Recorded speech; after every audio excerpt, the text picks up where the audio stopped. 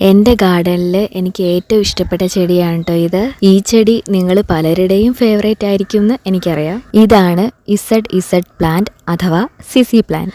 ഈ ഒരു ചെടി എൻ്റെ വീട്ടിൽ 3-4 വർഷമായിട്ട് ഉണ്ട് കേട്ടോ. അത്യാവശ്യം ഈ ഒരു പോട്ട് നിറയെ മുളയൊക്കെ വന്ന് നല്ല ഭംഗിയായിട്ടാണ് കേട്ടോ നിൽക്കുന്നത്. 3-4 വർഷം മുമ്പ് ഒരു ചെറിയ തണ്ട് നട്ടതായിരുന്നു കേട്ടോ ഇത്. ഇപ്പൊ ദാ ഇത്ര വലുതായി കാണുന്നത്. ഇതുകൂടാതെ വേറെ 2 ചെടിച്ചട്ടിയിലോട്ടും കൂടി ഞാൻ കട്ടിങ്സ് എടുത്ത് മാറ്റി വെച്ചിട്ടുണ്ടായിരുന്നേ.